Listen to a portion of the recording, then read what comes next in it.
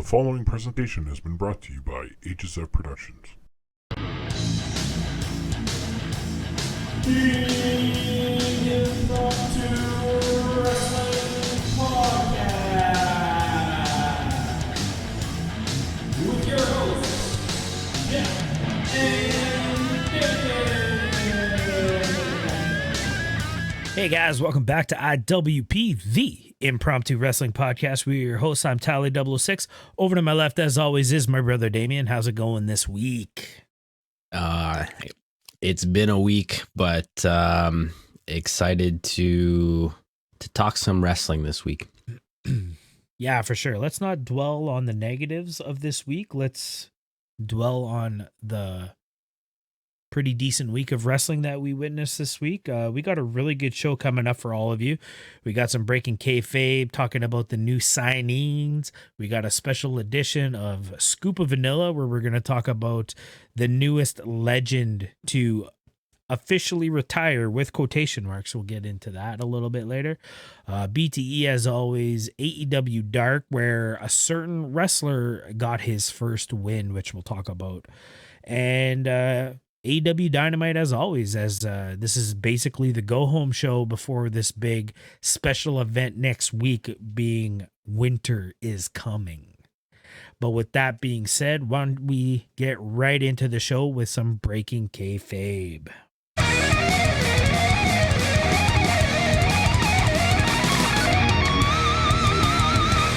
So news broke this week, pretty early this week. I think it was like Monday or Tuesday.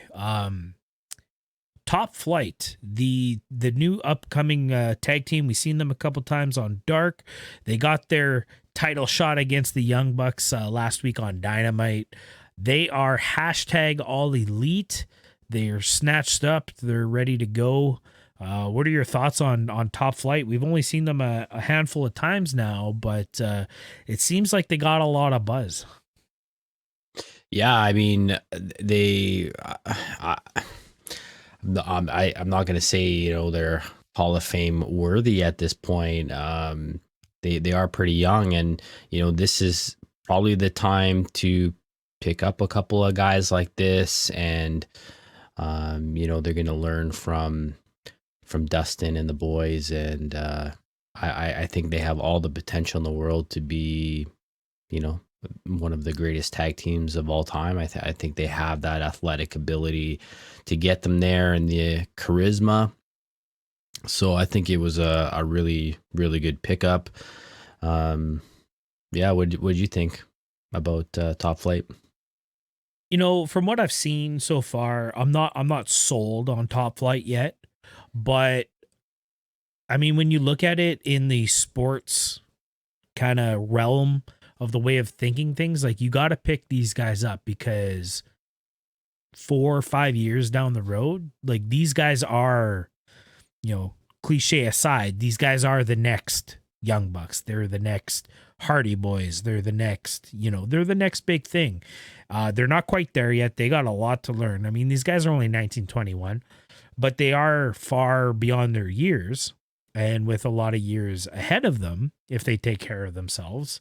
These two brothers are going to be really good, really, really good in a long, down the line. But I'm not sold on them yet. I mean, we talked about it last week, that match with the Bucks, and we'll talk about them again as they go up against TH2 this week. Just things are stock, as we've said before. And those who know the reference will know the reference, but potential, and you don't want to lose these guys to a WWE or an Impact for sure, because, like I said, down the road they're going to be really, really good. So I think it's a solid pickup for sure. Yeah, it'll be interesting to see, if they push them or whatever.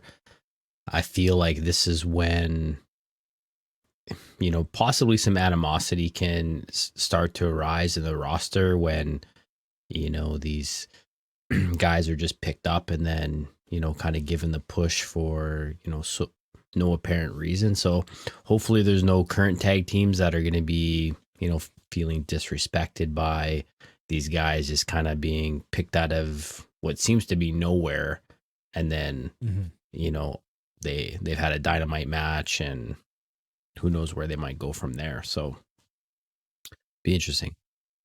Yeah, I like that you brought that up, because that's basically how I felt about this matchup against TH2, but we'll save that for when we talk about Dynamite. We'll get back into that. Let's move right into Scoop of Vanilla here. This past weekend, this past Sunday, was Survivor Series. It was a big deal. It's one of the big 4 pay-per-views for WWE. I wasn't really paying attention to the build or any of that stuff.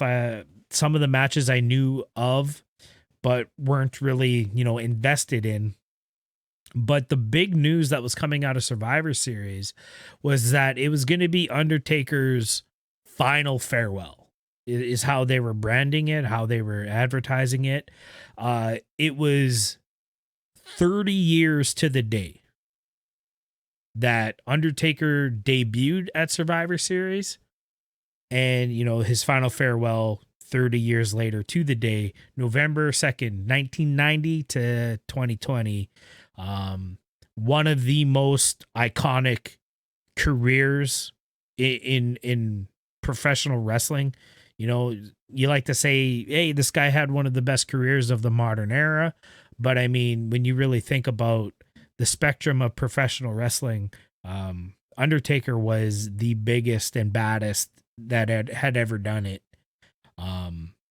And I just think it's cool. I think it needs to be acknowledged. This guy is a first ballot Hall of Famer. I can guarantee you Hall of Fame class 2021, Undertaker will be a part of it. There's no question about it. Yeah, and well deserved. So, congratulations to the Undertaker. Do we believe that this is the official? Like, is it going to be, Ric Flair come back 14? He's going to show up in AEW? Is that what you're saying? Ric Flair retired from WWE, showed up 6 months later in Impact, wrestled for another 3 years, I think. But, I mean, I could see him maybe wanting to be still in wrestling. Like, how do you just leave this business? That would seem strange to me, but I guess you don't know his whole story. So I know him and Michelle have a younger daughter. Like, she's like 9 or 10, 8 or 9, something like that. Like, she's fairly young. So, I mean, not that he's worked a ton, in the past 10 years, but I mean, I'm sure he'd like to be at home and spend time with the family and stuff like that. So there's that. But I know I didn't get to watch The Last Ride. But I've seen clips from it, and that's kind of the closing question. Like, well, is this for real? Is this actually the last ride? And I believe it just kind of ends like, well, you can never say never, but he feels like it's the end. When WrestleMania is in less than 6 months away, and perhaps this matchup with Sting that we should have got 4 years ago. I'm sure for the right money value and the right story, he'd be glad to put the time in to do it. I'm sure. But I saw some clips from his promo. It sucks that this didn't get to happen in front of a crowd. I think that's the worst part of it, is that he has those retirement speeches. Daniel Bryan had a good one, when he retired before. Shawn Michaels, Ric Flair, like, these guys get their moment on Raw to talk to the WWE universe. And Undertaker didn't really get that, and it kind of sucks, but I think for his sake, he was glad that it happened this way, because even with nobody in the building and just, people on TV screens, he was still getting quite emotional. And for the icon, the phenom that is the Undertaker, I know you're saying goodbye to a character, but you almost want to keep the character protected at that point. I don't know. I think he feels glad that he didn't I think with a crowd there, he would have legitimately burst out into tears, much like Shawn Michaels did, much like Ric Flair did. And I think there's a part of him who's glad he had to do this in front of nobody.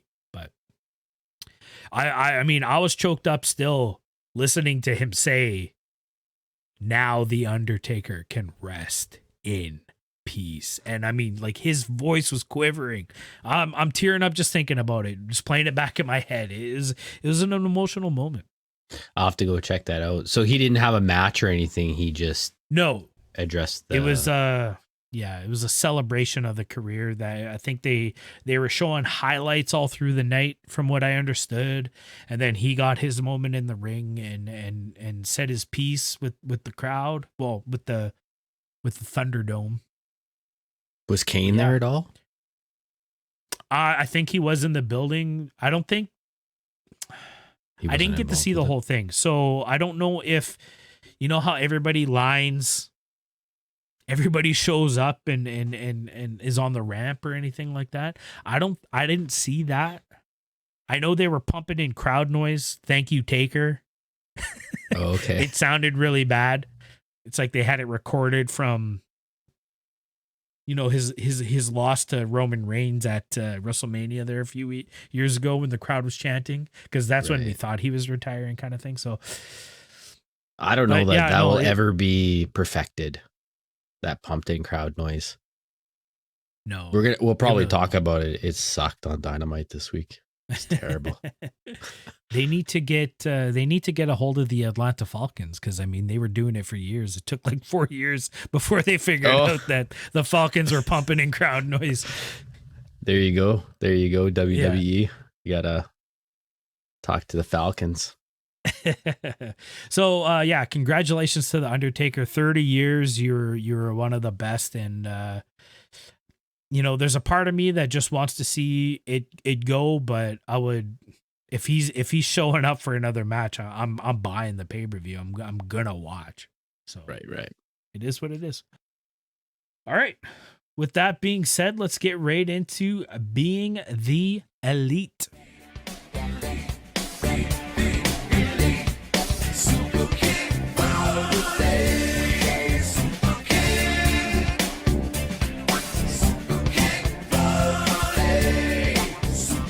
All right, this was episode 231, One Chip Challenge. And I mean, I saw this title, I was like, okay, this has something to do with the BTE Championship, but what is a one chip challenge? They're going to have a bunch of lays out and just in bowls, and you can only eat one, and you got to sit there and stare at this bowl of chips. You know, like, what's the one chip challenge? So I was... You wouldn't be able to do that challenge. I would not. No, that... all the bowls would have been gone. I don't even want the belt. I want chips. But I mean, overall, you know, we've been up and down with BTE episodes the last, 3 months. But this was an up episode. I really enjoyed this. I thought all the skits were at least entertaining, edited well. This was a good episode. Yeah, I felt. I was actually watching this in the car while I was waiting at an appointment, and I look over to my left because there was somebody parked waiting in their car beside me, and I'm like, are they noticing me like laughing to myself? Like they might not know I'm like looking at my phone right now, but I found myself like literally laughing out loud. I can't remember in the last little while where BTE did that. So yeah, I thought it was a really, really good episode. I mean, I got to ask you, it was the cold open. We get to see the alien herself, Chris Statlander, second sighting in less than a month. What would you think of this? Is she back? Is she coming back? Well, that's funny because, so as I said, I'm on my phone, and for some reason I wasn't getting a good cellular connection. And so my picture was like kind of pixelated, and I'm like, couldn't tell if it was her until they got like actually close, and I'm like, oh, K-Stat. It didn't look like she had the brace on her leg. So, I mean, she had it wrapped up. it was like tensor bandaged. Oh, okay. And she wasn't using the crutches that we saw her on last week. Like she was Right. walking by herself. So that's a good sign. Yeah, like I wouldn't say I expect her to be back anytime this year, but it looks like it's getting closer and closer. So I think that's good news for AEW.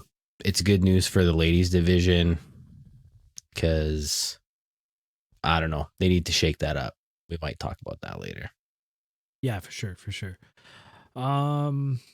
With that, we got some vloggy stuff. We got to see a little bit with Kip Sabian wanting a rematch with Leva Bates. She kicked his ass in a video game last week. He came to get some revenge. This time he brought his own controller. He felt like he wasn't using his own controller, so he was at a little bit of a disadvantage. Leva still easily kicks his ass. I want to know what game they're playing, but I guess copyright laws, maybe you can't show that kind of stuff, but I want to know what they're playing, what they're pretending to play anyways. Right. Why is he smashing the button so hard? I guess to make it look like he's trying hard, but she's not trying hard. Yeah. Right. What do you think about Brandon Cutler knowing nothing about wrestling? Like, what do you think about this spot? I thought it was so funny because I was listening to our show last week just before, BTE goes out at noon. So Monday morning, I'm listening to the show, making sure that I edited everything properly and whatnot. And I make the reference to spot monkeys. I was talking about the Young Bucks and the Top Flight man. I'm like, I hate the word spot monkey, but I mean, it was a very spot monkey type match. And then sure enough, BTE, Brandon doesn't know what a spot monkey is. He's in the bathroom looking for spot monkeys. He's looking for spotted monkeys with bananas. Yeah, spotted monkeys with bananas. And I just, more so than me having an issue with Brandon Cutler not knowing anything about wrestling, I love Kazarian. Just you Mark, like how are you falling for this and stuff like that? I thought it was a great bit. I don't know. I like it. That's all I can say is I like it. Yeah, and then you add Nakazawa in there. Like I thought that was like a really smart touch, just because they were in the bathroom. It was a callback to, a show a month and a half ago. Yeah, it was all really good stuff. It's not the first time Nakazawa's interrupted a bit to do his business. Right. Dark Order stuff was all good. And then we get this very long segment at the end with the champion. And this is not even for the title. This is to determine the next contender. The number one contender. Yeah, what did you think about this challenge, and what did you think about the ending to it? So I was enjoying everything, and then the ending just kind of got screwy. I think they could have how things actually happened. I think they could have twisted it and worked it into a better ending, but I was a little disappointed with how it ended. But after all the talk of how Trent didn't even want the belt, I mean, you can say he barely tried in the bottle flip challenge, but now it's his idea to do this one chip challenge. And then he's part of it. He's gonna put himself through the the ringer, I guess, and then to actually volunteer to eat the extra bit of chip that Ricky Starks did not finish, and win. Like, it just, I don't know. It seemed silly. I think they could have came up with something, I feel. Yeah, it's almost like they didn't anticipate that people were not going to let up on this. Yeah. Right? Like they seemed very determined there was going to be, one person left standing, and then when it didn't work out, they didn't really know what to do. Now, I don't remember it, but did Trent just eat the rest that Ricky Starks supposedly didn't eat from the beginning, or was he offered a brand new chip? No, I there feel was like so when you watch at the beginning, and I noticed it, when you watch from the beginning, Ricky takes a bite, you see a piece fall onto the table. It's a small piece. It's not like a whole chip or anything like that. But there was a moment, 3/4 of the way through this bit where they're like, oh, well, we have an extra chip, maybe that's what needs to be done. Who will eat the second chip to get the chance at the championship? But then it was discovered that Ricky didn't even finish his.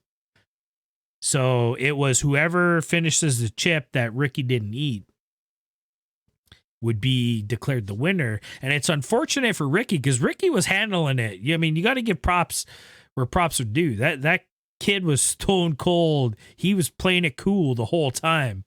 But I mean, I guess essentially because he didn't eat the whole chip himself that he was disqualified from, the second round. But yeah, I don't know. Lucha had it rough, I feel.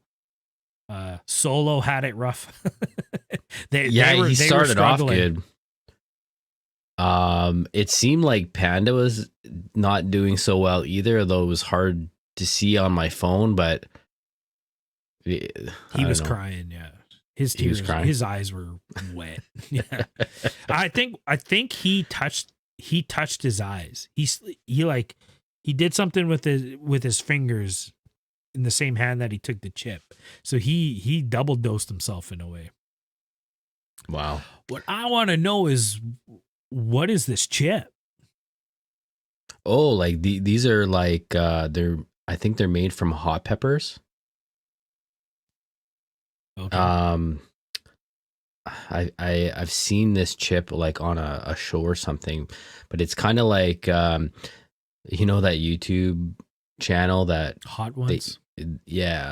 I'm thinking it's like that last one they eat that's super hot. Like it's made from something really spicy.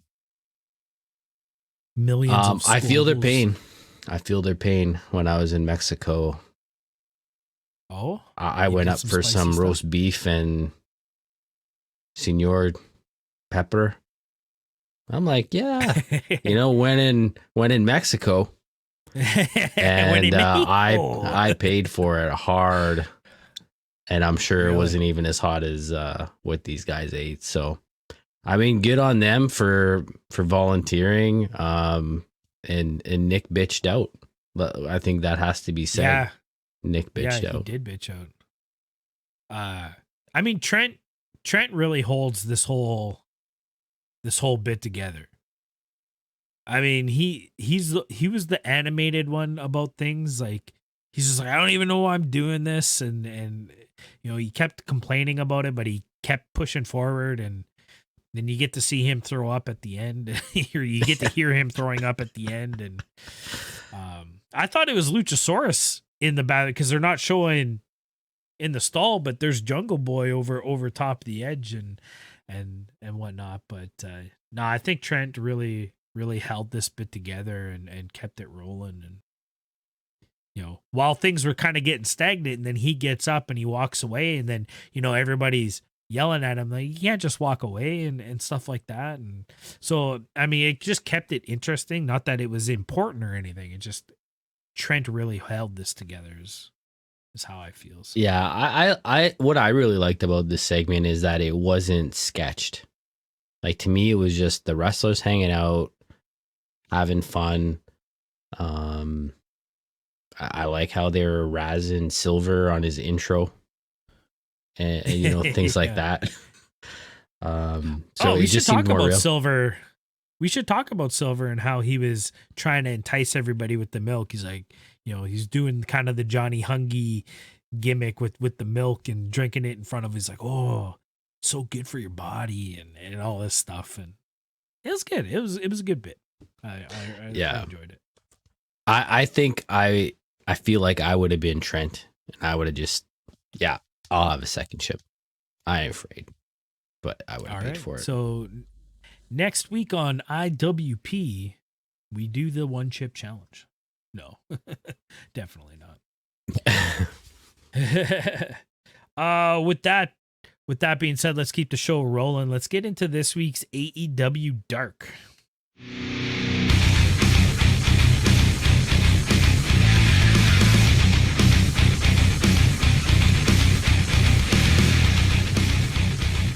All right, this was episode 63, Daily's Place, November 24th, 2020. 2 3/4 hours. 2 hours and like 46 minutes this episode of Dark was. It's a pay-per-view. What? Like, I mean, we've talked about this. It's an eighth of a vanilla pay-per-view. We should say that. Well, that is true, but I mean, it's also 3/4 of a AEW pay-per-view. But I mean, we've talked about it in the past. Like, this is getting out of hand. I don't see what's going on. I wish they would just tell us, like, we're doing this because of this. This YouTube show does not need to be this long. I'm happy that all these, up and comer, jobbers, for lack of a better term, enhancement talent are getting their shot and being seen. But I feel like there's a better way to do it. Yeah, and we should say that they were adding matches like the day before Dark even happened, like the Sammy Guevara Jurassic Express. Like if you look online, a lot of those two matches are not part of the record because they were added so late in there. So they already had this huge show and then ended up adding these two matches in. And the little bit that I want to say about Dark here is it is really starting to become a show. The stories are melting into Dynamite, and there's a lot of promos and after the match stuff now. So yeah, this is very SmackDownish. That's a new word I just made up. Nice. I like it. I approve. What I wonder is happening is, did AEW get the green light for this secondary show? And they were starting the process of trying to work Dark into more, adding some of the promos and the after backstage interviews and stuff, trying to get some stories going for themselves. And then this show being like 13 matches, almost 3 hours long. Was this just a purge of all the taped matches that they had kind of built up? You know what I mean? Or did they just get out what they wanted to get out, and then maybe going forward, it'll be a cut down to, a standard 2 hours. Of course, more match heavy, but now it's a show. Are we going to hear that announcement maybe next week? Yeah, I wonder. I mean, I love the fact that they're like it's very match heavy, but every week when I go to look at Dark, I feel anxiety having to spend this much time because I want to give it that time, but it's hard to spend another 2 hours doing that right now. Yeah, for sure. All right. Well, I mean, with all that being said, let's talk about some of these matches. I mean, we got to talk about Pretty Peter Avalon getting his first win. It's his first match as a new character. He pulls off the win against Fuego del Sol. I mean, we talk about these Dark matches. It's very easy to see who's going to win these matches. And when I saw that Peter Avalon was going up against Fuego, I was just like, oh shit, this might happen. It's going to happen for one of them. And to be honest, after I watched the match, I thought to myself, they should have gave that to Fuego. And they could have continued this losing streak for Peter, and it drives him insane to a point. Then the week after, Lee Johnson could get a win over Peter Avalon. You know what I mean? Like, this could be a bit. This could be a story. It wasn't just Brandon he was competing against. But I'm also very happy that they gave the win to Peter, and especially since he's transitioning to a new character, you know, pretty Peter Avalon. I think it's good. He gets his first win in AEW. I didn't see this match. I saw a bunch of the other ones. I actually don't even watch the full show anymore. I watched the clips of the individual matches. So for some reason, I didn't get to this one.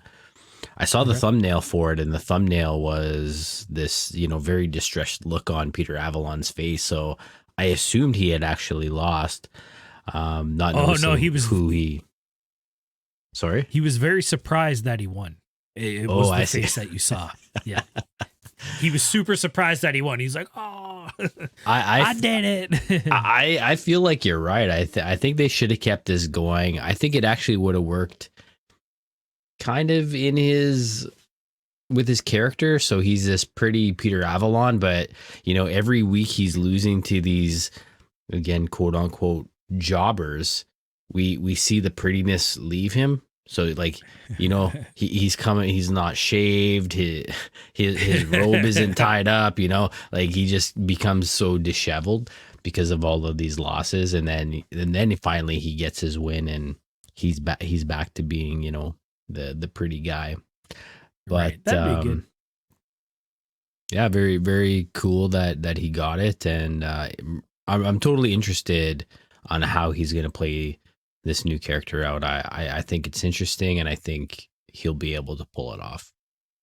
I like that he is out in the crowd in Dynamite in his heart-shaped bed, just lounging out in the heel side, just chilling.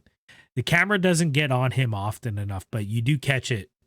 And I like it. It fits in with what he was doing with Leva Bates as the librarian. They had their table set up.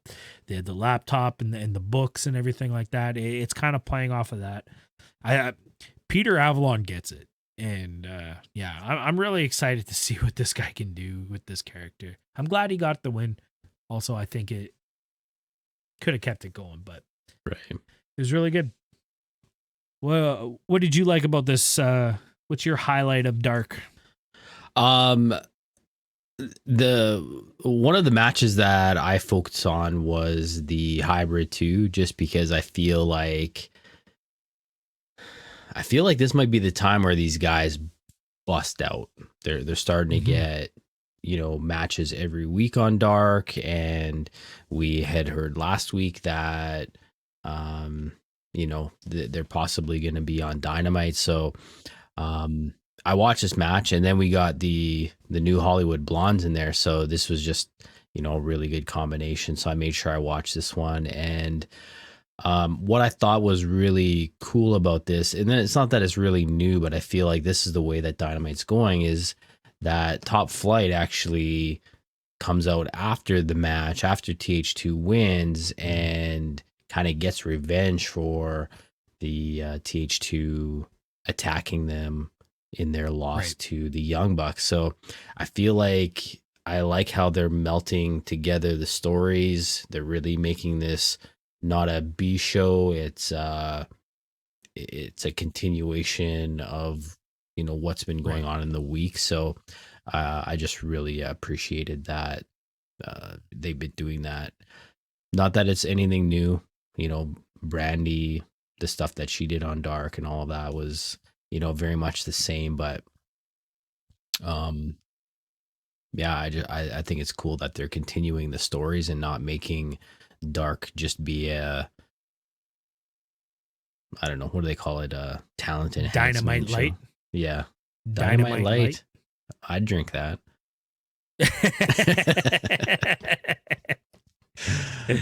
New sponsor, Dynamite Light, brought to you by Labatt. Yeah, no, and let's talk about this match really quick. This was an awesome match. I mean, we got four young guys who can really move and can really work. I felt like the bigger, stronger Hollywood Blondes worked well with the smaller, more agile TH2. I thought the melting of the styles really worked really well. I enjoyed this match. Yeah, it was a really good match. And my really only criticism about this match, and it might have just been my mood when I watched it, is the commentary on this one. I felt like they didn't give these guys what they deserved. They spent a bunch of time talking about who was a better dancer. Was it Ricky Starks or Angelico? And like, if the purpose of Dark is to help get these guys over and all those things, then I think commentary needs to work as hard as they do on Dynamite, and you know, sometimes be a little bit less goofy than they are. But Dark commentary on Dark has turned into the Excalibur and Taz show. It seems week to week, especially over the last like month and a half, they've been freer and goofier every week. And I think it's time someone tightens up the reins a little bit and tells these guys, remember, you're out there to make them look good. Get them over. Make sure the heat is getting across for the heels. You know, it's the same reason I hate Bryce Remsburg, is what I'm not liking with Taz and Excalibur on Dark. You know, they're trying to get themselves over. I mean, they might not be trying to, but that's what's happening. And they're feeding off of it. And it's getting worse. But yeah, I agree with your criticism. If the point of this is to maybe prove to TNT that they are worthy of a second show, I don't know that the commentary is helping that situation. But yeah, for sure. For sure. This could be the direction that Tony Khan is giving them. Maybe he has some master plan. I mean, I like them not being super serious all the time, but you know, in this match specifically, I felt like these guys deserved it. You know, Matt Sydal and Alan Angels, like that deserves good commentary. Yeah. Lee Johnson, Aaron Solo, Dark Order, that deserves good commentary. But I don't know. I'm just looking at the thing here, like Jurassic Express, Panda Express, like that could be a goofier time. Right. You exactly. Know what I mean? Yeah. Even Sammy Guevara, Marco Stunt. Yeah. I didn't watch time. that match, but I'm sure that wasn't a serious match. I'm sure they were out there having fun. Those guys, if you watch Sammy Guevara's vlog, like, yeah, I'm sure that wasn't a super serious match, but I don't know. We'll see where it goes. I mean, obviously, Excalibur listens to our podcast, so we're expecting it will change next week. Yeah, tighten it up. I just wanted to quickly mention the waiting room. We had another installment of the waiting room. This one not as intriguing as the inaugural episode of the waiting room. I felt this was a similar thing. Things need to be just tightened up. They need to. I know everything is loose, and it's up to the talent themselves to kind of come up with what they're doing, and it's very free and liberating for the talent to be able to do their own stuff. But somebody still has to be producing this stuff, and there still has to be some kind of a filter. This was a train wreck of a segment. We get Ty Conti. We get the confirmation that it is Ty Conti, not Tay. And I loved the joke that Britt says, yeah, like I just hate when people get people's names wrong. Right, Reba? And then after that, the whole thing goes to shit. And I don't know, Britt gets way too into what she's doing. Then we get the John Cena jabronis out there, and I mean, I'm glad I tuned out the last time these guys were on rapping. That is trash, dude. You suck. John Cena sucked. You're worse, Max Caster. Figure it out.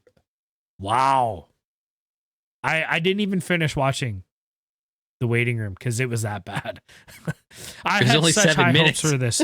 I know. I had such high hopes for this, but it was bad. The Acclaimed are bad. Stick to wrestling, guys. I'll just comment very briefly. I for me, it really went wrong with the whole comment to Renee about, hopefully he sticks around because, he didn't make Right. it.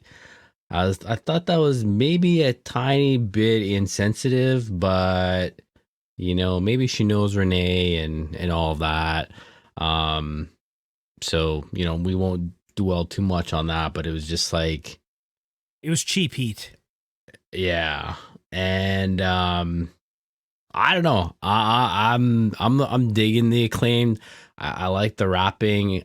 I don't remember John Cena's rapping, but like this guy can rhyme. And I like the swagger, the dissing. Again on Dark here this week, they were I forget. One of them looked older and one of them was younger, and they made fun of him wrestling with his grandpa. Like, I'm digging it right now. Maybe it will get old fast, but I'm not minding it. I thought that was the best part of Waiting Room this week. Wow. I'm just gonna rebuttal with one thing, and Dr. Seuss could rhyme, but I would never listen to the guy rap. Fair enough. Fair.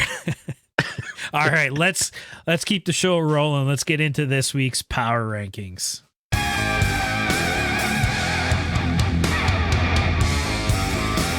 This was the AEW Power Rankings for the week of November 25th, 2020. Did we have any changes? It's looking not so good.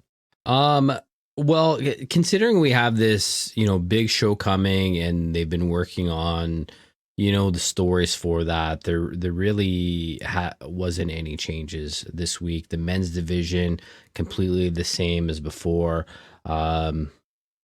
I know everyone's probably shocked that Ricky Starks is still number 5, but I will confirm he's still there. That number 5 spot seems to be like a revolving door. So, you're shocked when it's not big a new news person. that it's 2 weeks in a row for him. Yeah. So good for But him. even in the women's division, Anna Jay still at the 5th position. But the only changes actually come in the women's division. Serena Deeb moves from position 4 to position 3, and Penelope Ford drops to position number 4. So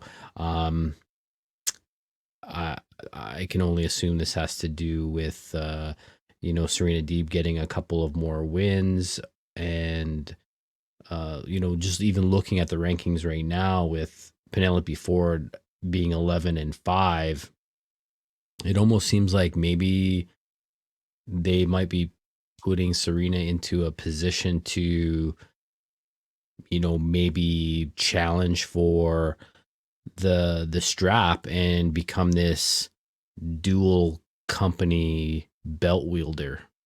There's Right. probably a better word for it, but you know what I'm after. What do you think about that? Do you think we'll see Serena Deeb at the top of the rankings soon? I do. I think she's the breath of fresh air that the women's division needed, and she's got the talent to back it up.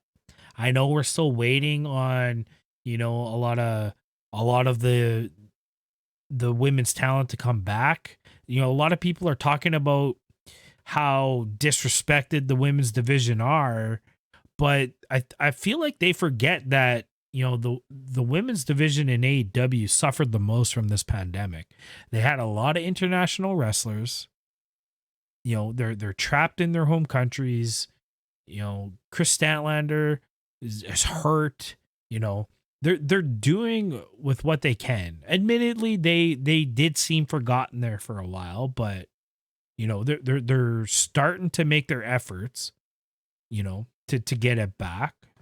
And I think Deeb is that centerpiece for that comeback. It, you know, it's kind of unfortunate that it took someone from another company to come over. I mean, yeah, she's hashtag all elite. Yes, she is the NWA Women's Champion right now, but that's okay. Like I'm not being hung up on that. That's nothing. If it takes someone from another company to come over and jumpstart the division, that's cool. That's cool with me. Mm-hmm. But I think Deeb's the one, and I like that. I like that story. It with how Tony Khan wants to present AEW as like a legitimate sport. That's kind of what we had heard in the lead up to AEW and all that stuff. You know, it fits in with that dual belt wielder. You know, that happens in boxing all the time. You know, boxers are the WBO and then the WBC and the WEC. Like they can have championships in all these different companies. And like that's a normal thing. So I think it would be cool for AEW to try to pursue that, and I think Deeb's a worthy one to do that. So I'm all for it.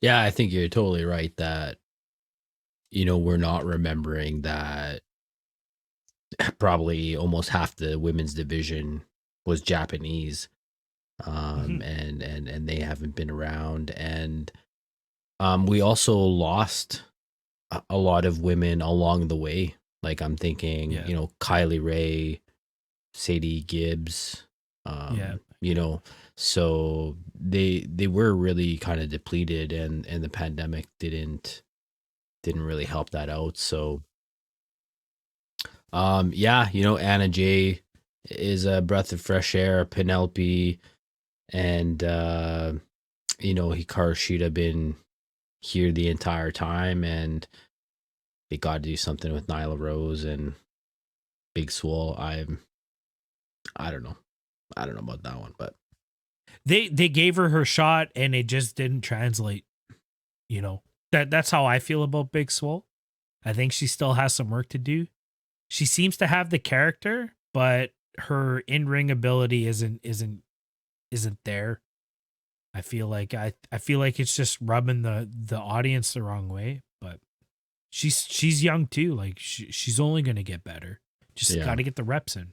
In the tag team division, also no changes. So, do we have any tag team matches for this winter is coming? Maybe we'll talk about it in a bit, but I don't remember. Not actual tag teams. There is a tag team match. Okay. Not That's weird. That's weird that we haven't heard anything for that. So no changes there. Well, let's talk about Dynamite. Let's do it.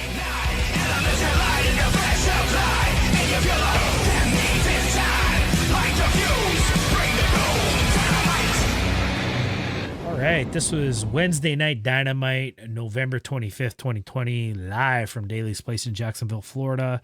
Back to starting off with a match. We didn't have kind of the opening segment this time around. We got right into the matches. This is a match that we learned about last week.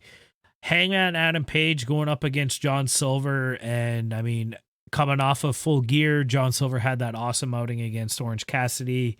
Hangman, we know what he's capable of. I had really high hopes for this match, and it delivered, but it was slow. I don't know. I don't know how I feel about this match. I wanted to like it. I felt like I liked it, but at the same time, it was forgettable. You know what I mean? So. Yeah, I get what you mean by slow. It did start off very, we could say there was, you know, some comedy pieces in there. There was moments where they was just standing around and they were looking at one another. You know, Silver would look at Hangman's muscles and then he would flex himself. Like the pace was just kind of not there to keep you interested. But by the end, like, we definitely got some wrestling. John Silver was all business. This was hard hitting. The kicks that Hangman was taking were insane. I don't even know that Silver was really slapping his leg, but you were hearing his shin pad, against the chest there. And I thought the ending of the match was kind of the better part of, like, the last 25% of the match.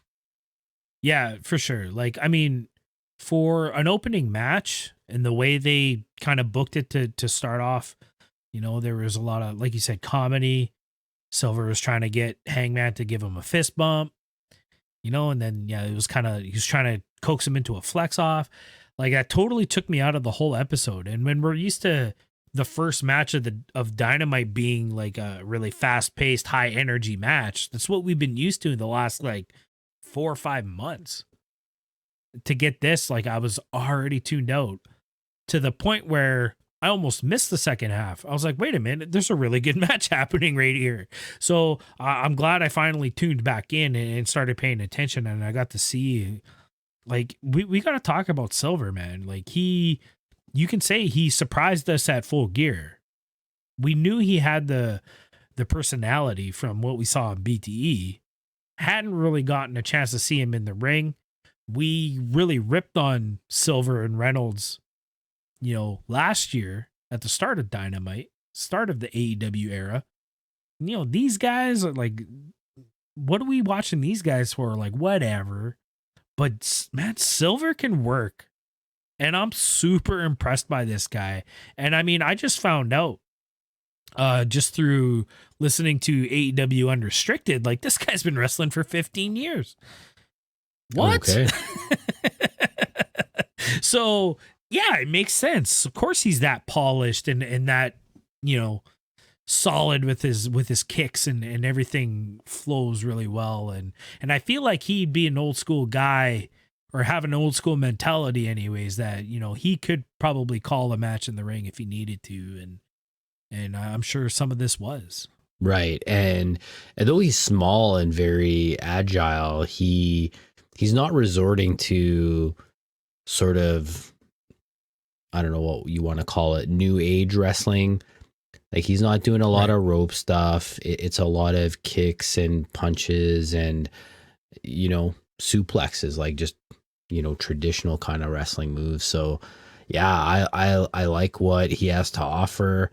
I enjoy him to a certain degree on BTE, and we are seeing a little bit of that Johnny Hungy flowing into Dynamite John Silver.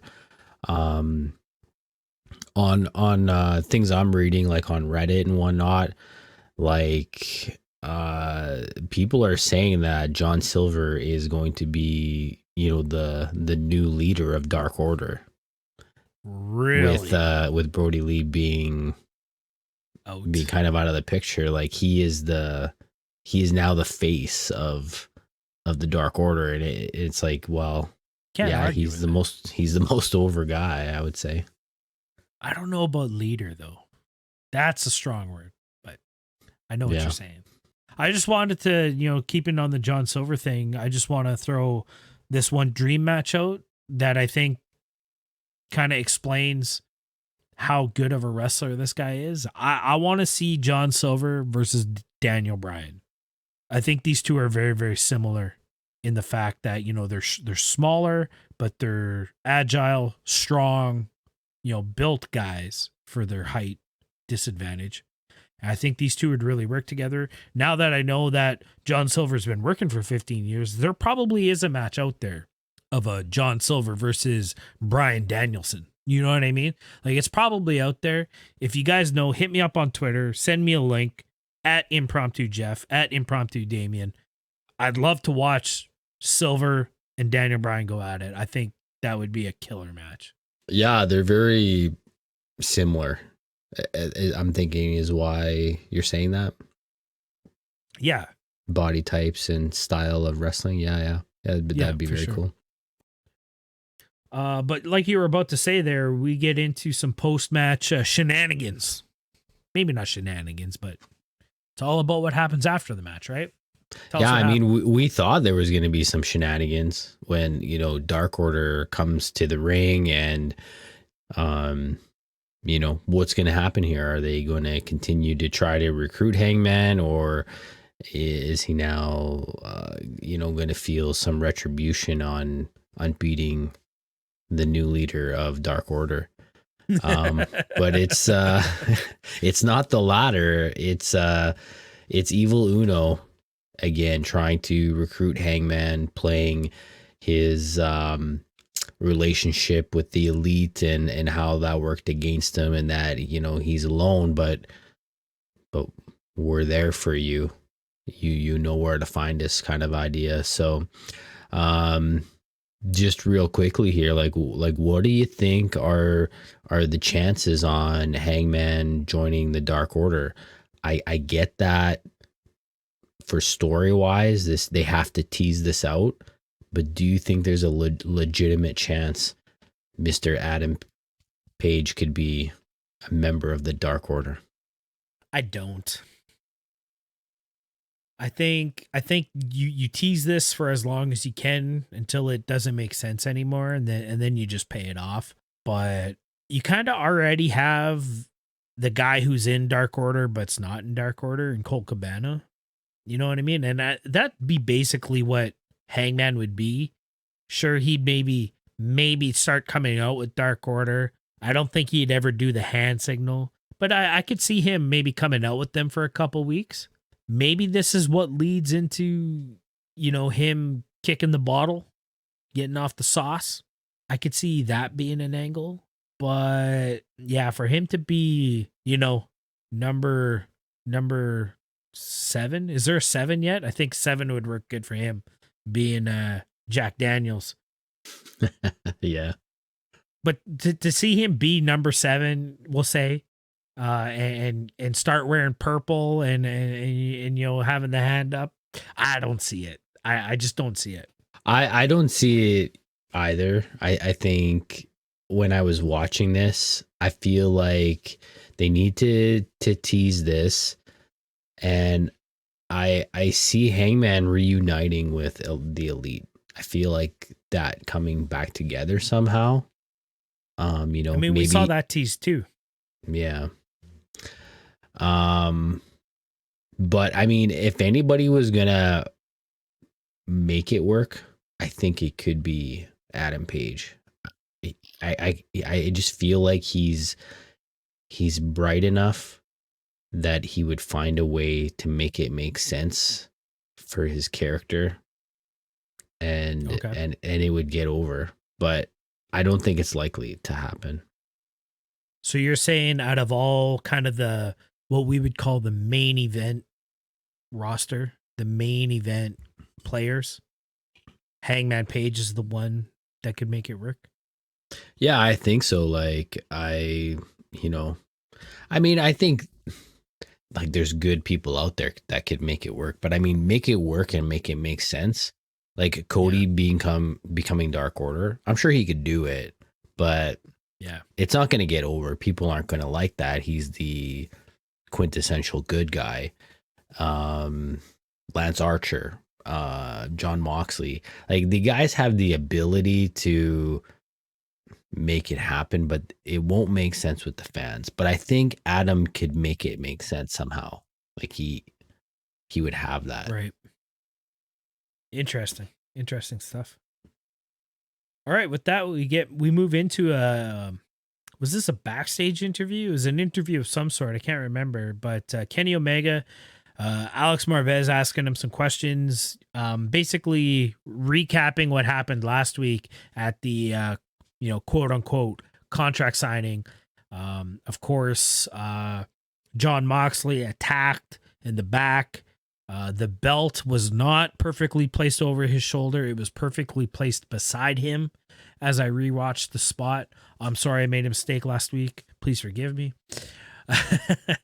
But this was really just a recap of what's going on. It was, I mean, It was an opportunity for Kenny to get some more heat on himself, as he will most definitely be the heel going into this match next week.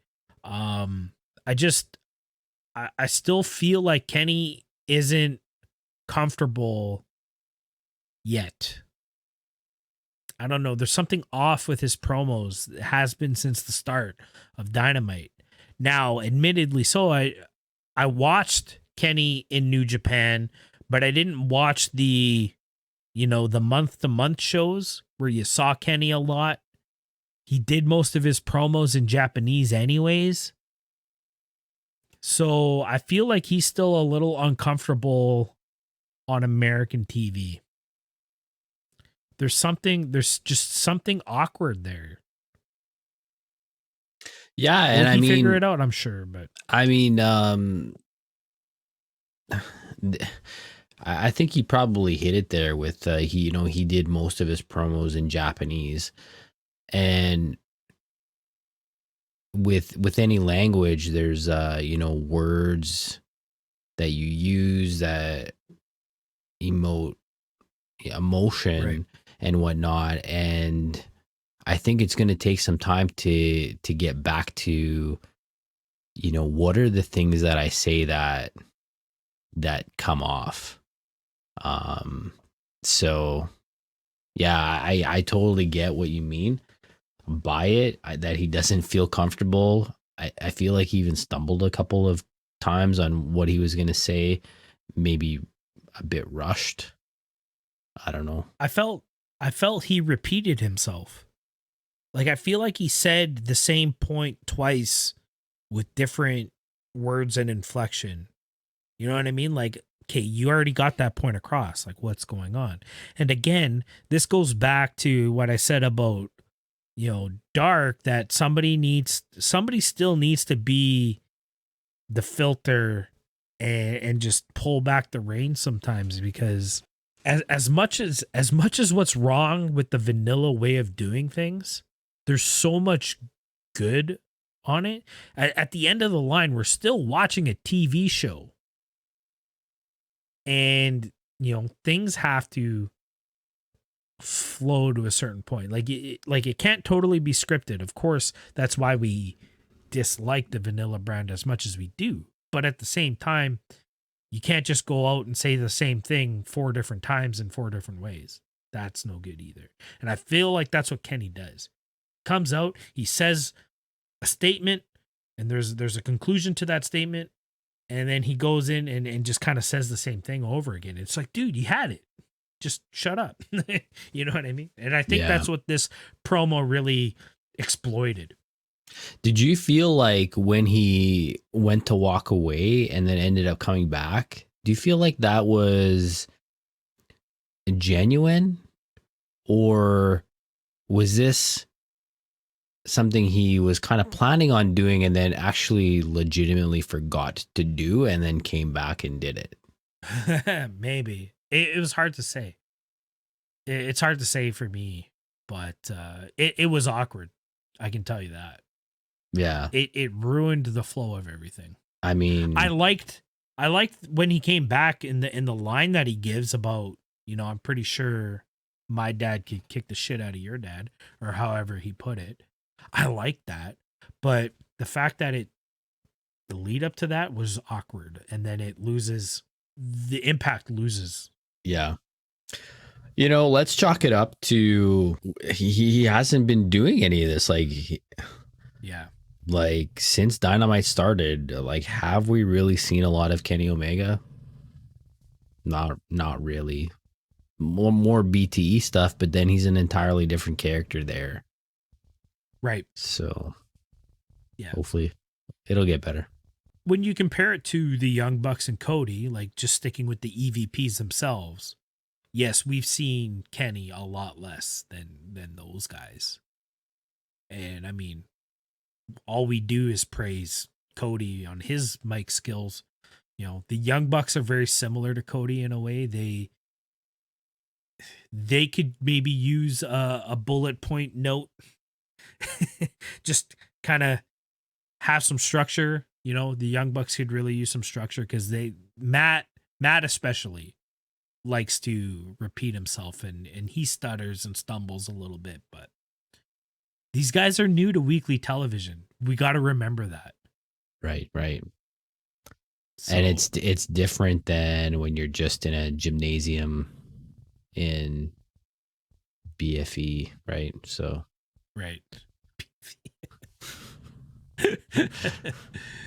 All right. From there, we get right into seeing Powerhouse Hobbs. He's got a new moniker. Powerhouse making his Team Taz debut, essentially. His first match since joining Team Taz last week, going up against Lee Johnson. Talk about David versus Goliath. This match was very, very quick. It was very, very to the point. And I mean, as always, this was really just the vehicle to get Taz in the ring to do his thing. We can quickly talk about the match itself. I mean, Hobbs looks great. He plays that power. I mean, that powerhouse. That's a perfect nickname. That's a perfect moniker for this guy. He really played that big man role really well. And I mean, we know Lee Johnson can take a beating. So I really enjoyed this spot. I think it fit with what they were going for here. yeah, I think the singlet versus super tight jeans and no shirt is really the way to go here for Powerhouse Hobbs. I did think he looked good, even though this was kind of a squash match, and a very predictable result here, as you know, they weren't going to have Hobbs put Lee Johnson over after just joining Team Taz. But what did you think about the post-match stuff here? Taz should stick to commentary. You know what? I want to give Taz some props because he legitimately made me feel like this was a shoot. Like, I really felt like when he dropped the mic and he was just like, dude, you went too far. Like, that you're pathetic that you said that kind of thing. Right. Like, I like legitimately for a second thought, like, holy crap, like, did Cody go off script or something like that? And it's like, no. I get what they're trying to accomplish here, but I thought it was really good. I mean, not to take any, I agree with this credit that you're throwing Taz, that even when the first mic gets cut off and he's just like really? And he's yelling at Justin Roberts, like, all that seemed genuine. I guess my gripe is that the initial promo, again, another guy who might need a little bit of structure given just to help tighten things up. But I totally agree with the credit you're giving, but is this just because of how well of a job Cody did? You know, Cody's like, you know, dude, you need to calm down. And then Cody was almost leaving, and Taz, I can't remember exactly what Taz says, but then Cody kind of turns around and snaps, and then he hits him with the dagger. You know, things start getting real. Like, I agree that it looked very, very shooty, but as well as Taz was making it feel real, Cody made it feel just as real too. Yeah, for sure. That seems like a legitimate conflict. I wonder if maybe what we're not liking about this is Taz is coming off a bit whiny rather than being upset at being ignored. Right. Yeah. I feel like maybe that's what it is. It's just like, oh my God, Taz is in the ring crying again, stomping his feet, instead of being like mad about it and this is what I'm gonna do about it and you're not gonna stop me. Like, there's a different feeling that you get from that type of promo. So chew on this. What if Taz talks less and does more of what he did to Cody? Yeah. If we get to see Taz coming out there and choking people out more and more, I'll believe you more. Because I agree with what you're saying. It's coming off bitchy. And I'd hate to call Taz a bitch but he's kind of being a bitch. Yeah. Did you totally think he was gonna suplex Cody? I thought he was going to German him. Yeah, I thought he was going to grab him around the waist and German him. But I mean, the Taz mission makes so much sense too. So that's all good. I just wanted to mention, I mean, I didn't even think about it when I watched it, but you mentioned Hobbs being in the singlet. I mean, is Taz going to groom Hobbs into himself? You know what I mean? Are we going to see Hobbs start throwing suplexes like they're super kicks or what? Yeah, I wonder. I mean, I could see it. If Hobbs starts doing the Taz mission, then I mean that's confirmed. Right. But no. The other thing that was a bit weird about the beginning of this promo is, why is he out there with the belt? Like, why isn't the chap out there with the belt? Why is he holding it, carrying it around? I thought that was a little bit weird too. But I initially thought that Taz was stripping Cage of the FTW championship and he was going to give it to Hobbs. That's what I thought was going to happen. I was like, holy shit. Hobbs is the new man. Yeah. Baddest on earth, right? So that would really make that belt mean worthless if you just you sign up and you get it. Oh, Starks is going to be chapped that he didn't get it when he signed up for Team Taz. Right. So what the hell? Where was my tenure? Shit. Good stuff. That's good shit. But yeah, I want to see more of Taz kicking ass than crying. From there, we go backstage again. Alex Marvez is with Eddie Kingston, asking about Death Triangle losing his best friend to Pac. I thought Eddie handled this really well. The choice of words that he used, you know, he didn't put down Penta in any way. He was really, I don't know, cordial about it, but you could still sense that, you know, we got issues now and he's going to have to pay for those issues. Yeah. And, you know, we'll talk about a little bit later, but I feel like every week, like Eddie is just getting more and more comfortable with AEW, more and more comfortable, maybe just being in his own skin and, you know, maybe being able to afford to buy a pair of boots again that he had sold to be on the show. Right. He is deep in this character, hard with the you know, I don't even know what you call it, the bandana with the tied up in the front, very the Tupac-ish. Like he's deep into it. Yeah, it's so good. It's so good. He's living it. John Moxley interrupts the interview, cuts it short, doesn't even say a word. And again, I like what Eddie says here. Just, it wasn't me. I know why you're here. You know, it wasn't me. I have my own shit to take care of. You know, you got to go handle your business because I'm handling mine. And Moxley doesn't even say, did Moxley didn't say a word that whole time, right? He walked up, he huffed and puffed, and Eddie said his thing, and then he left. Right. I thought this was a really good segment. I think this, I would have liked to see another callback to this, maybe, you know, in the next segment where he goes and confronts somebody else. Maybe he goes and confronts Lance and Jake or something. You know what I mean? I would have liked to see one more before we get to what we saw later on in the night. I liked this. Yeah. I guess they didn't because Eddie says to him, you know who did this. Right. It wasn't me. That's right. You know who did this.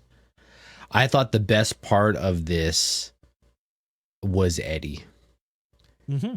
Because he can see Moxley out of his periph and you get that look on his face And Yeah. what did he do? Subtle. He took his hat off, he put it on backwards, and then he just gets right into his face. Yeah.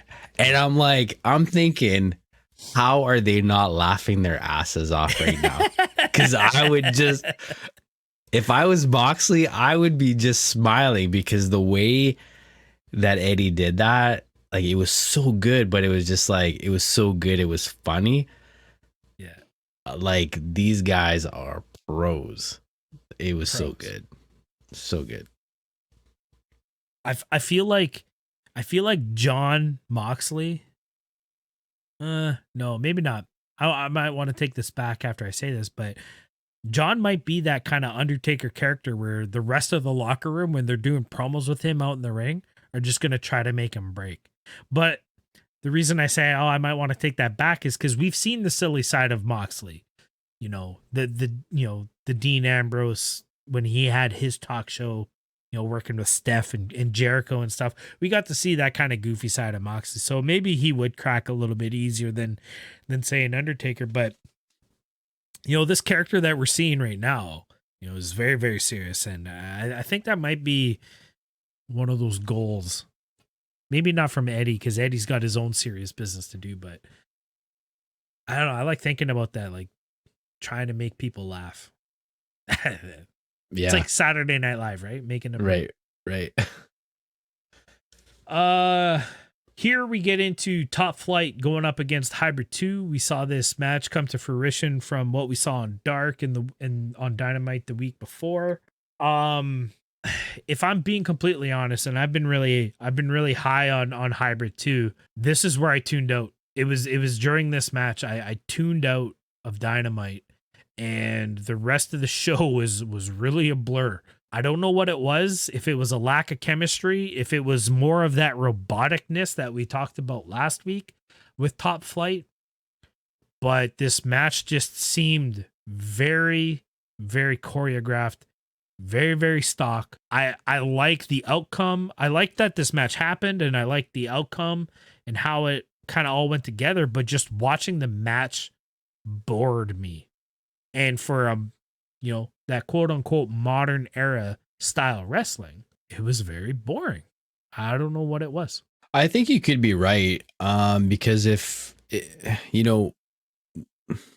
we're always putting over Hybrid 2, but if we really analyze their matches, and I'm kind of just kind of thinking back to them, Hybrid 2 can be robotic at times as well. Yeah, very much so.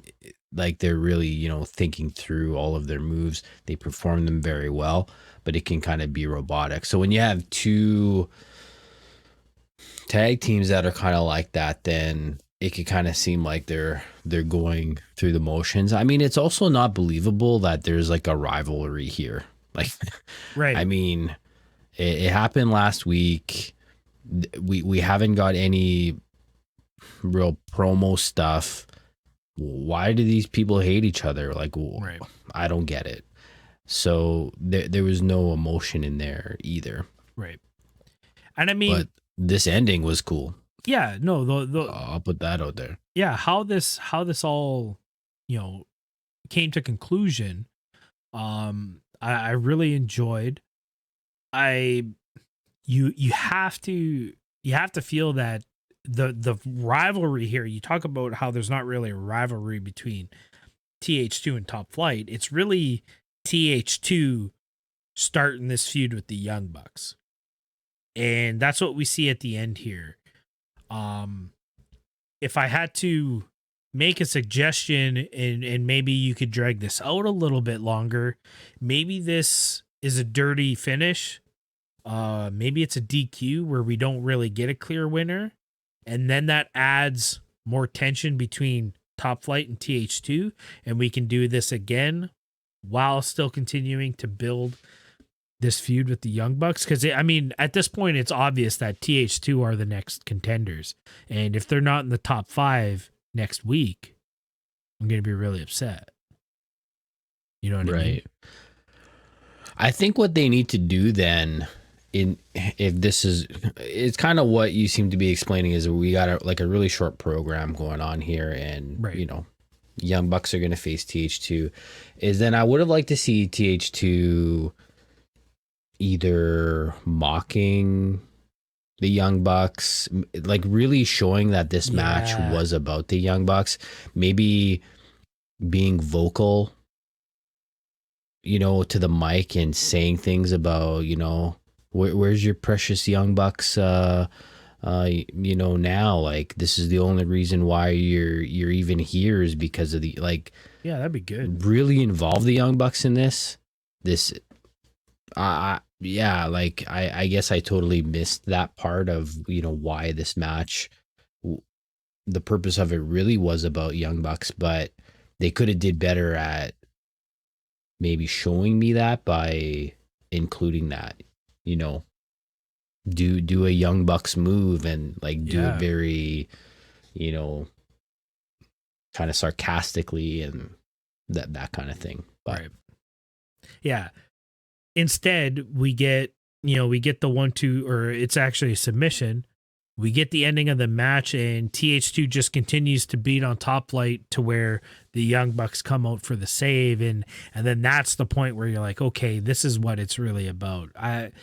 It just missed.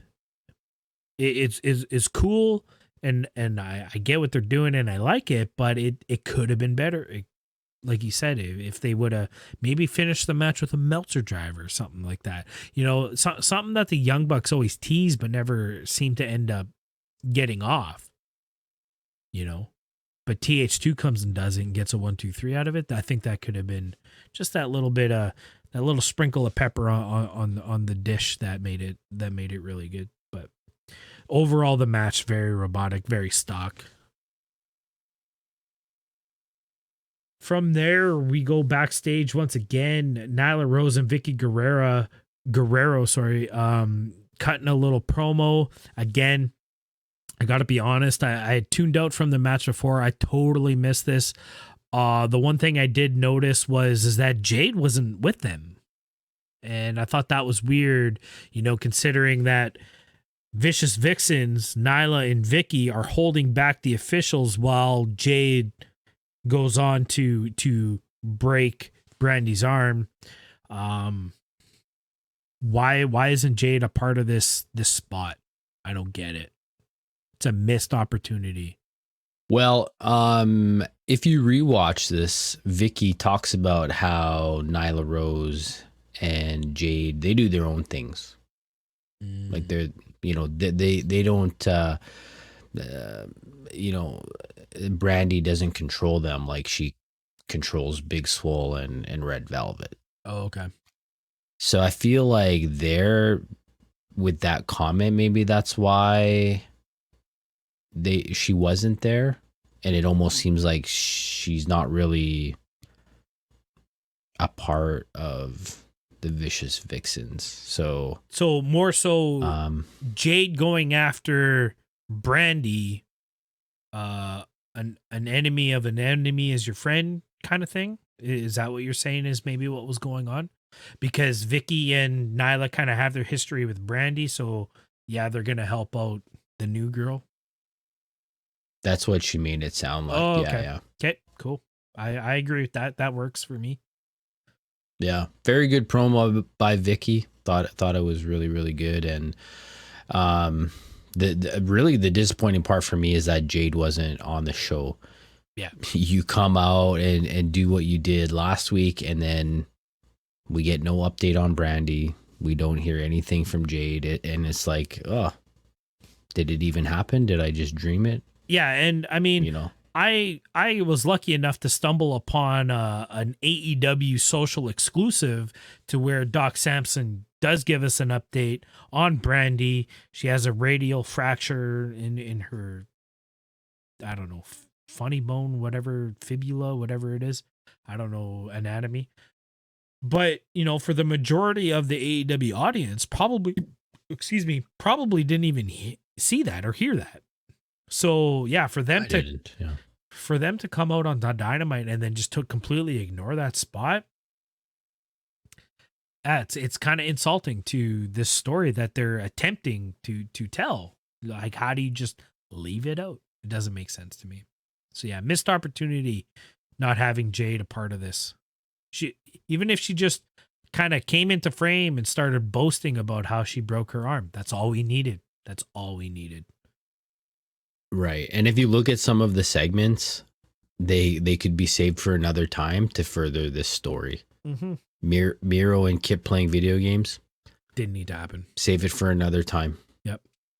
Agreed. Like you have this huge big thing that happened and then we'll put it on the side burner for a while. I don't think it was a good call. No. I mean, even this next little piece where we get FTR, kind of the first time we're hearing from FTR, this didn't need to be on this episode. This could have been next week or the week after. We get that they're, licking their wounds in the most overrated match of all time.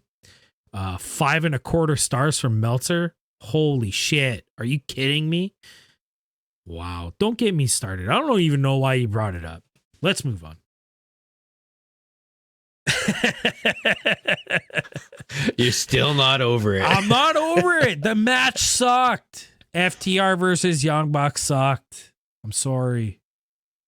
Let's talk about an actual decent tag team match as we get into Chris Jericho tagging with Jake Hager going up against Christopher Daniels and Frankie Kazarian.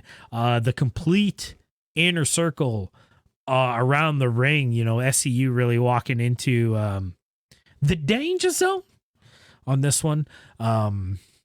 What'd you think of this match? Yeah, what'd you think of this match? I liked it. Again, I mentioned it last week and how the Jericho Hager versus Chaos Project match, it was called in the ring and it showed. I really believe with Jericho, Daniels, and Kazarian being the savvy vets as they are, they called this one in the ring and it showed. And I really enjoyed this tag team match. Really solid wrestling match. Wasn't flashy. It was just a wrestling match. Yeah, I expected this one to be good just because of like who was in it, and even Jake Hager I thought was really good, and we've ragged on this guy, in the last year. This was all around good stuff. The outside of the ring stuff was really well done and told the story and everything. And I love how we'll talk about it in a little bit about how this is actually going to continue at least into next week. So right. I thought it was perfect. Very interesting though that two veteran guys, Jericho being in the business 30 years and Daniels since wrestling was invented, that they have never met in a wrestling match before. Yeah. Interesting. I mean, Daniels worked extras. He's worked dark matches for Vanilla, but never really did get the shot in Vanilla that maybe he deserved when he was in his prime. He was kind of a TNA original. He was one of the I guess homegrown guys from TNA with kind of their inception in the early 2000s. I mean, it's not surprising that they've never crossed paths, but at the same time, it's like, yeah, like how have these two not run into each other at least once? But when you're tenured in a company, these guys were tenured in their companies basically for the existences of their careers in a sense. Then, when you think about it, but it is surprising that they've never locked up before, but we got to see it. They started this match off, and I mean, this match was solid right from the beginning, bell to bell. Really enjoyed it. Let's talk about the ending. MJF making his presence felt. Kind of, I'm wondering how they're going to work this. Was this a plan? Was this the Inner Circle's way to get back heat? Because they kind of turned into the anti-heels. They were working heel, but you loved, you still cheered for them. They were kind of those Stone Cold Steve Austin babyface type heels. You know what I mean? Was this their way to is MJF the catalyst to get them back to be really heels? And we see that as MJF uses the Dynamite Diamond ring, possibly the last week he has left with that ring. Uses it, hits Daniels with it, leads into the Judas effect 1, 2, 3. And then we get, the shenanigans afterwards. What do you think of this ending and post-match hoopla? I really like it because it involved MJF and Kazarian. MJF getting sucker punched in the face, Right. and we'll hear about this later on in the show. And then Scorpio comes out, where we've been talking about for the last month, like, what are they doing with Scorpio? He doesn't really seem to be part of SCU. Is he going solo or whatnot? And here's another thing we can book. Now we can have Scorpio Jake Hager. We could have Scorpio Sammy.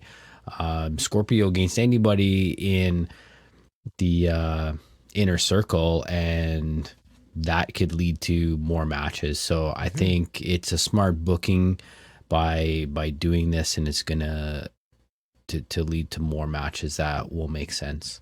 So I really liked it. Well, let's just skip ahead a little bit, and let's talk about how later on in the show we do get kind of that backstage interview with Inner Circle. Jericho kind of starts it off. MJF interrupts, basically talking about Kazarian and how, the sucker punch, calling him out. Next week, it gets announced, winter is coming. We're going to see Jericho versus Kazarian. MJF being a part of this Dynamite Battle Royal. A few of the Inner Circle guys are going to be in there. It's interesting, all the different dynamics that they can take out of this. And I mean, we've been, like you said, we've been talking about this for a couple months now, how this inclusion of MJF with Jericho and the Inner Circle has opened up so many avenues for so many different stories to take place. And I mean, they're just continuing it. Like, we're getting even more forks in the road. This whole Inner Circle business is the most interesting part of AEW right now. They're doing it right. Yeah. Your comment about, trying to get back to sort of heel status, Jericho actually makes a comment in here that really suggests that, because he says, yeah, we were doing all this, stuff. I can't remember how he entirely worded it, we were doing all this, but we're here to kick the crap out of everyone in the roster. And I think, this getting MJF in Inner Circle just sort of solidifies that whole idea of, we got to get back to being heel. Right. Yeah. No, the singing and dancing is over. It's time to kick some ass. Right. From here, we get into the contract signing. Again, Tony Schiavone, the table's back out. He introduces the cleaner. We're getting the big extravagant entrance. We see the silhouette come up. Everything's looking normal, business as usual. And then I think one of the coolest visuals that I don't remember ever seeing in the world of wrestling, but we get to see that larger silhouette come. And I mean, we know it's Moxley, and you see the attack,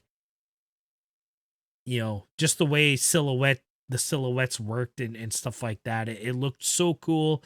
They were getting smaller and bigger and smaller and bigger. And finally Moxley throws Omega through the curtain, brings him out to the ring. And I mean, we get one of those classic Moxley promos. I loved everything about this segment. I think it worked. I was a little hesitant on that they were doing this so quick and the lack of build up to it. But now that we've kind of seen the entire build up all together, I really enjoyed how they did all this. It all came together properly. Yeah, the only thing that was this is a pretty weak criticism of it, and I'm not trying to criticize it, but the promo lasted so long and Kenny was selling for so long. Yeah, that's true. That's true. Like it was it just wasn't kind of realistic. It's just like, Kenny, get up. Like, yeah, your paradigm shifted on the belt, but come on. You know, if that's all it's gonna take, that's a good suggestion. Maybe Kenny comes to and he starts getting up, and then Moxley like interrupts the sentence, paradigm shifts him again, and then continues. That would have been kind of cool. Right. But hindsight's always 20/20, right? I mean, and the only reason I thought that is because they kept showing Kenny. If the camera maybe just stayed on Moxley, then I would have forgot the fact that he's laid out. Yeah, but they kept showing Kenny. He should have rolled out of the ring and been gone almost. Yeah, because it's just like, how long are you sitting there going, oh. You know, I don't know why I'm acting when you guys can't see me. Yeah, but I just got paradigm shift through onto a belt, but my sunglasses are still on. That kind of stuff just bugs me, man. Like, just take them off. But yeah, Moxley was awesome here. Yeah, Moxley, great promo. I like that he calls out the cleaner character. You know, you call yourself the cleaner. If you needed somebody to take me out, I know some guys in Philadelphia, I can give you their number.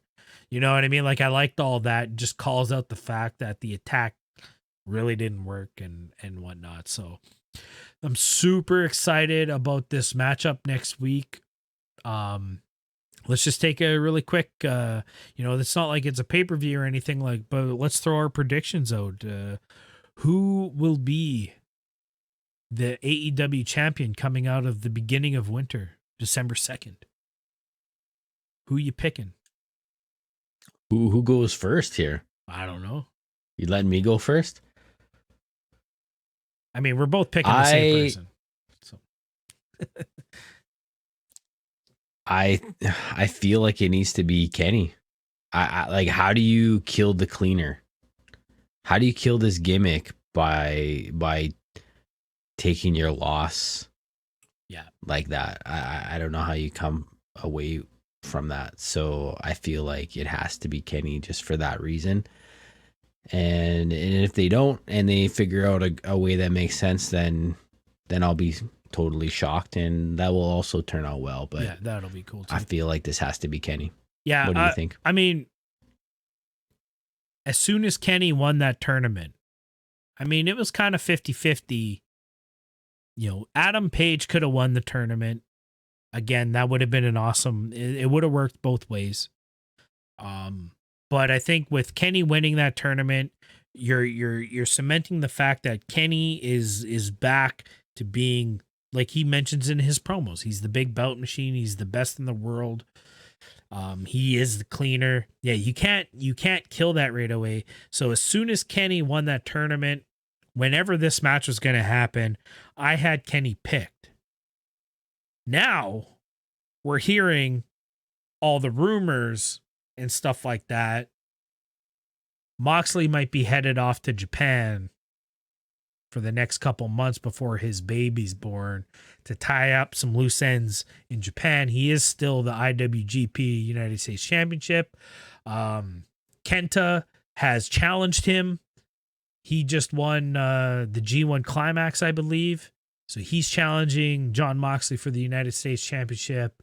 I just feel like this is Moxley's chance to get some work in overseas before, he becomes Papa Moxley. So I think the writing's just on the wall. I hate hearing about this stuff. You know what I mean? I like to be surprised when I watch wrestling, but unfortunately, social media is what social media is, and I will be absolutely shocked if they keep the belt on Moxley here. Mm-hmm.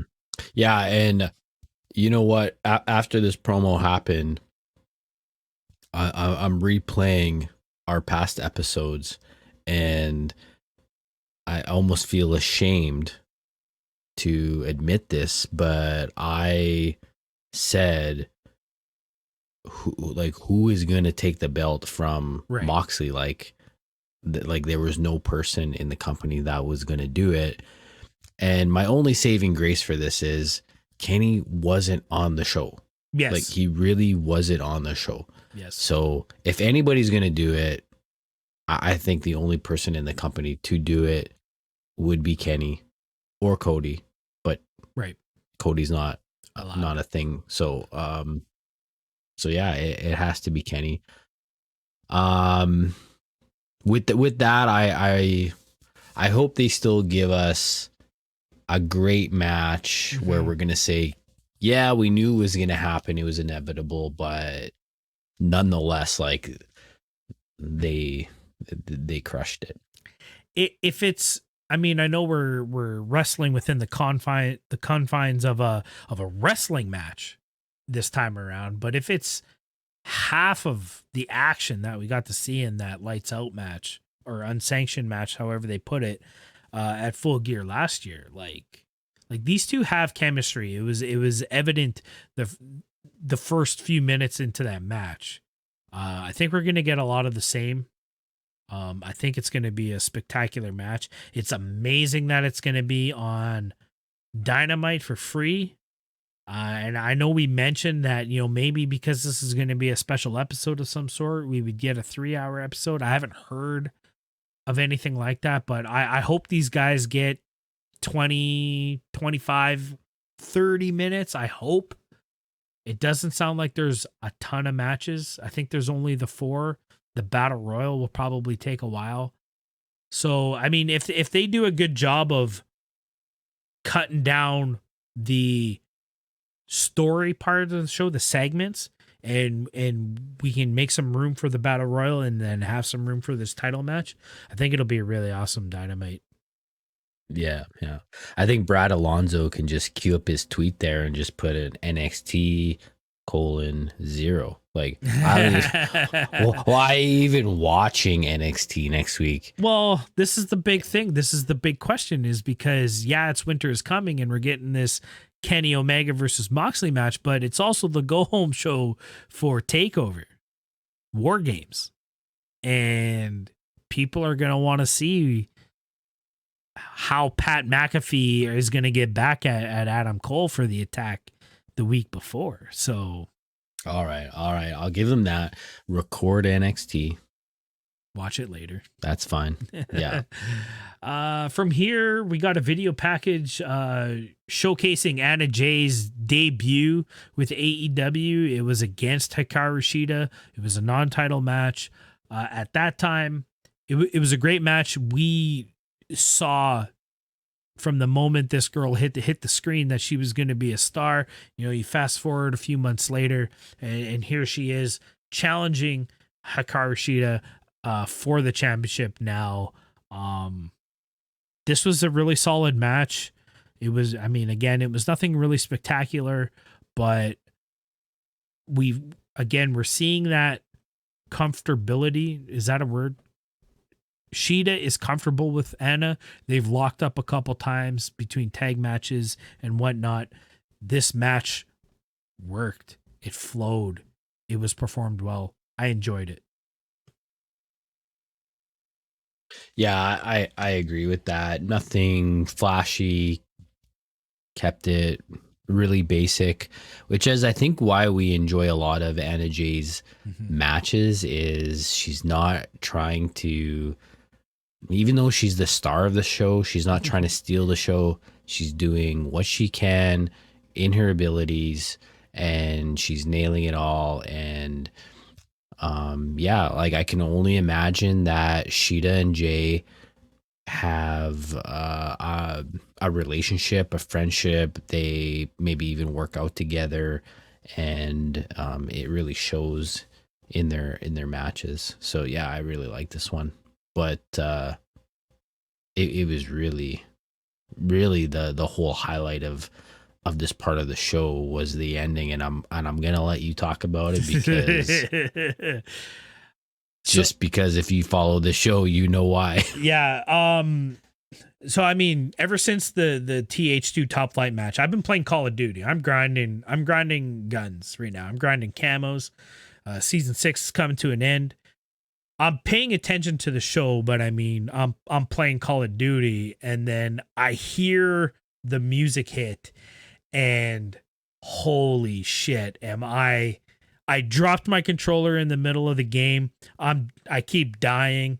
People are shooting me because I'm just standing still, but I am paying attention all of a sudden, and my girl Abaddon makes her return. She's looking, I don't know, she had the gimmick all done up better than ever. She comes crawling out. Shida sells this so well.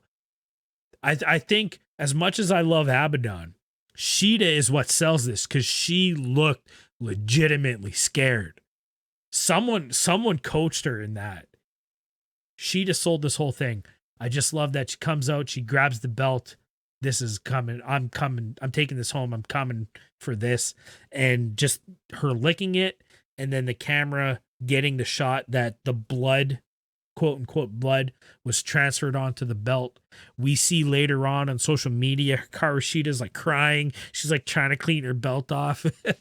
Like, I mean, I got to give props to Shida, man. She sold this whole bit. But yeah, Abaddon's back. It looks like she might be the next challenger. And I think this is, again, I used the term earlier in the show, the breath of fresh air that the women's division needs. Yeah, and I'm not even convinced that this was planned. This licking thing might have actually just been, off the cuff, and it's totally awesome. Yeah, like I love the dripping blood, like all the way crawling out to the top of the stage. If and this is the type of moments we talk about all the time on this show, is if there was fans here, yes, they would be losing their shit right now at this moment. It was so cool. I really think the crowd would have popped hard for Abaddon coming out. I really do. Yeah. I'm excited. Yeah. I'm excited to see, say they put the belt on Abaddon here. Whenever that does come about, whenever this match does come about, I just have this image of her like almost like a golem character from like Lord of the Rings. Like the belt is her obsession, but she doesn't necessarily take care of it. Just that image of her licking the blood onto the belt. Maybe the belt gets really dirty. It's not so shiny anymore. You know what I mean? Like it gets a little ratty in her possession in a way. I think that's a cool visual, and I think it works with her character. Like she comes out and it's like almost like a ball and chain, like it's tied to her leg. Yeah, like she never carries it out. It never goes around her waist. Yeah. That's very cool. That'd be cool. All right, from here we get another segment that didn't need to be a part of the show. I don't know. Matt Hardy's been doing enough for himself on BTE. But I mean, again, we're just getting this new cocky character out of him, talking about how he's the most innovative wrestler in history. We saw a lot of this on BTE. From there, something that did kind of make sense, and I agree maybe needed to be on the show here, but a quick little backstage promo with Ricky Starks, Brian Cage, and Powerhouse. Ricky Starks here just doing what he was made to do, talking to the camera. I think Ricky Starks really showed what he was made of in this promo. I enjoyed it. Yeah, this was one of his best promos, I thought, out of everything that he's done. I thought he killed it. There was a lot more passion and vigor, and I like how he's going after Cody. Yeah. And I don't remember ever hearing Will Hobbs, or I guess we have to call him Powerhouse now. Mm-hmm. Mr. Powerhouse. If he can talk on the mic, Brian Cage, I feel like one episode I said he was good on the mic, and after hearing him at the end of this segment, I was like, ooh, I regret saying that, because you can tell he was, in makeup practicing that one line, and it still didn't come off very well. So yeah, Ricky Starks was fantastic in this segment. He just didn't want to follow. Brian Cage just couldn't follow what Ricky put out there. It was awesome. From there, we get into the main event of the evening. Butcher and the Blade going up against the newly reunited Death Triangle in the form of Pac and Rey Fenix. This match had, all the ingredients to be a classic main event. And as much as I was still kind of playing Call of Duty, I still feel like this was a really good match. I meant to watch it back because I honestly wasn't paying attention to it like 100% like I should have been. But from the pieces that I saw and I was looking over, things seemed to be flowing really well. I feel like it was a good match, but again, it was all about what happened afterwards. What did you think of the match? It was totally what you would expect out of these guys. Right. So I think if you rewatch it, you will see that like it was a really good match. Like Rey Fenix did his Rey Fenix thing, Pac did his Pac things, and Butcher and the Blade did all of their things. Yeah, like it was a really, really good match. The probably the highlight for me of this, sadly saying, just because it was a fantastic match, and I don't want to take anything away from these four wrestlers, but it was Eddie Kingston. Yeah, Eddie Kingston was the star of this on commentary. His call out to have Tony Schiavone fired, like, like, how are you even still, in this company? Like, can somebody do something about this already? Like, he's talking to, like, the wrestling gods, like, can we get somebody to clean up this problem over here? I thought it was totally good. Like, I can't say specifically, this was a good spot or this was a good spot, because I was really, really focused on listening to Eddie Kingston here. But like you said, it was all about the ending, and even before the match sort of officially ends here, Kingston leaves commentary and comes out and interferes in the match. Yeah, he pulled Phoenix's leg as he was up on the top rope, right? And that leads to a Butcher and the Blade win. Cliche aside, all hell breaks loose. You know what? I mean, I really don't remember exactly how it all went down, but I do remember Lance Archer coming out and cleaning house. That's all I remember. Yeah. So Death Triangle, I don't know, the Familia start going at it.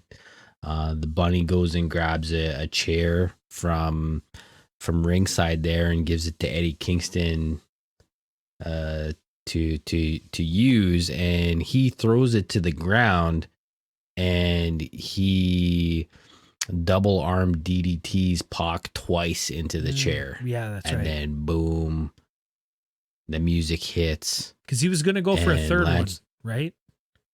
I think he was going to, yeah. Or the commentary was calling for, I think he's going to do a third one. Yeah. And then the music hits, and Eddie Kingston, it's like he didn't know if he should stop or just pretend like he didn't know what the music was. So there was kind of this hesitation I felt. Okay. But did you see when Lance Archer came to the ring?